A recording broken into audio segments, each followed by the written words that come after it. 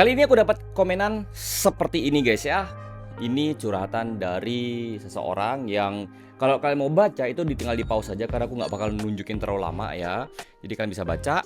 Dan di sini tuh kayak membandingkan ya motorku yang kebetulan sama-sama NMAX Old dan motornya dia sama-sama NMAX Old juga ya, yang punya konsumsi BBM yang cukup berbeda ya dari kenyataan ya. Meskipun memang kalau bisa aku baca sendiri ya itu racikannya memang ya atau part yang digunakan pasti yang berbeda, tapi ada beberapa yang menurutku bisa menyebabkan kalau motor kalian tuh mungkin bore up aja atau stroke up aja atau yang keduanya itu bisa boros. Jadi aku bakal coba jawab ya berdasarkan dari data yang diberikan. Jadi aku nggak bakal ngebahas tentang motorku lagi karena aku sudah sering banget bahas di video-video sebelumnya ya. Kalau kalian mau cek bisa cek dia sendiri. Jadi aku bakal nge-breakdown dari part yang dia gunakan kenapa bisa jadi boros. Berdasarkan dari data yang diberikan ya, aku hanya menulis apa yang sudah berubah. Jadi kalau yang tulisannya yang standar itu nggak bakal tulis di sini ya.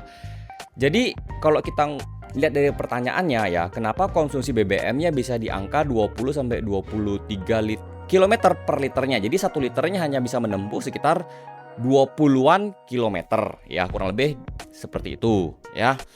Dan di sini datanya yang aku tulis ini yang sudah berubah yaitu kurang lebih yang ada di papan seperti ini ya, dan judulnya sama ya, bore up, stroke up, boros. Oke.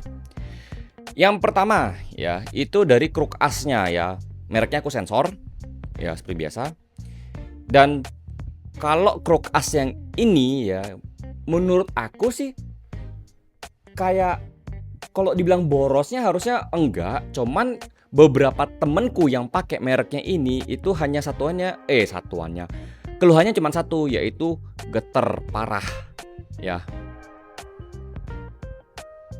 Ya, ini.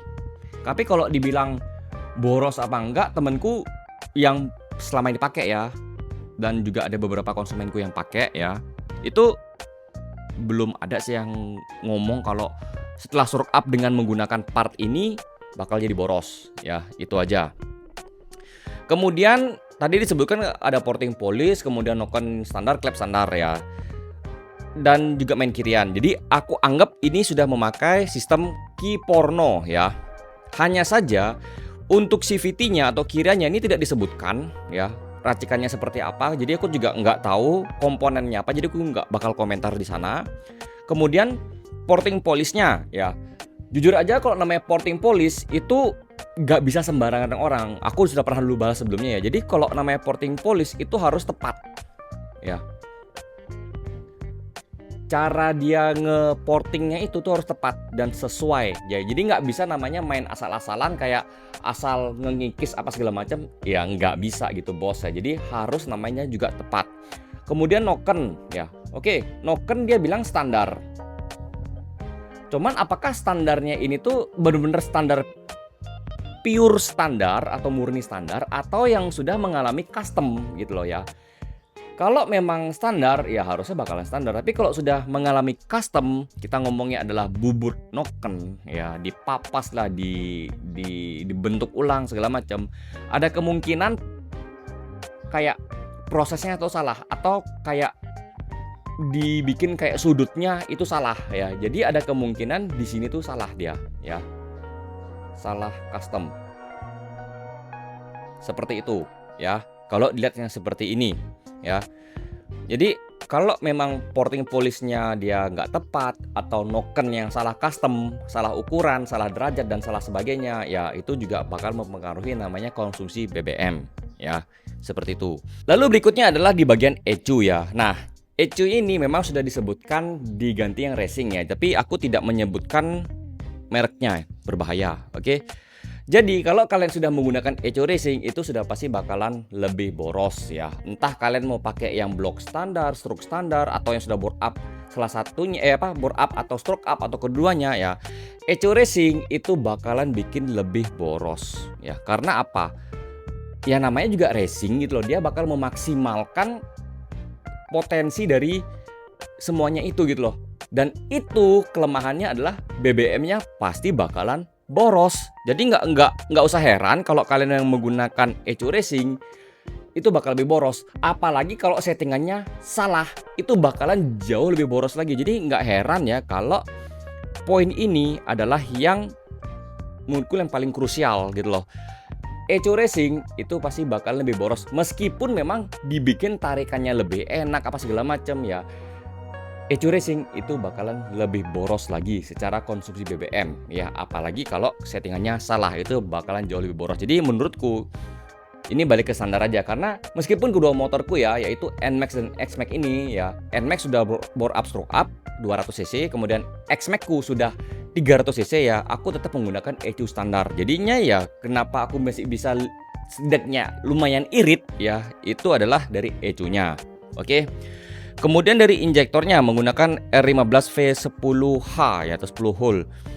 Ini jujur aja aku nggak pernah menggunakan, dan apakah ini sesuai apa enggak ya aku nggak tahu. Tapi sebenarnya ketika kita mengganti kruk as ya, atau kita ngomongnya stroke up ya, harusnya dari merek ini itu sudah menyediakan namanya injektor yang khusus gitu loh ya. Kalau aku yang bermain di mereknya TDR, setiap pembelian bore up atau stroke up itu sudah pasti dapatnya adalah injektor yang sesuai gitu loh ya. Jadi aku tidak bisa kayak menjelaskan secara lebih rinci ya apakah injektornya ini cocok dengan yang ini, aku nggak tahu ya. Tapi andai kata pun bisa tidak cocok ya sudah, berarti ini ada potensi untuk boros. Seperti itu ya. Kalau cocok ya sudah gitu loh ya. Kemudian masalah kompresi 11,5 ini harusnya sih ya, kalau stroke up doang harusnya cocok sih, harusnya ya. Seperti itu, apalagi cuma untuk penggunaan harian yang nggak terlalu gimana banget ya, harusnya kompresi di 11,5 harusnya cocok ya, seperti itu. Kemudian menggunakan knalpot ya, knalpot yang sensor juga, inletnya 38. Harusnya kalau kita tidak ngomongin soal mereknya, ini harusnya cocok ya, cocok itu. Hanya saja yang ku problem itu adalah dari mereknya ini ya. Dari mereknya yang ini memang banyak banget keluhannya kalau motornya itu agak lemot ya. Kemudian apakah memang bisa menyebabkan lebih boros? Kemungkinannya bisa dengan dua catatan ya. Yang pertama seperti yang kujelaskan ini ya, komponen yang digunakan itu atau settingannya tidak tepat. Dan yang kedua adalah riding style-nya atau cara berkendaranya. Seperti itu, karena itu juga mempengaruhi ya. Jadi ya kurang lebih seperti ini sih untuk analisanya aku ya, kenapa konsumsi di motormu tuh bisa boros banget ya. Dia di rata-rata di 20-an lah ya, sedangkan aku masih bisa di angka 30 bahkan 35 pun aku bisa gitu loh ya. Jadi ya mungkin kalau kamu nonton videonya ini silakan dicerna lagi ya, kira-kira apa yang mau dieksperimenkan ya sudah, coba aja. Oke, jadi kurang lebih seperti itu ya untuk video kali ini. Semoga bermanfaat. Kalau ada kalian pertanyaan lain yang pengen aku analisa, langsung aja tulis di kolom komentar, nanti bakal aku coba bahas. Oke, semampuku ya. Oke, terima kasih sudah nonton. Sampai jumpa di videoku berikutnya. Bye-bye.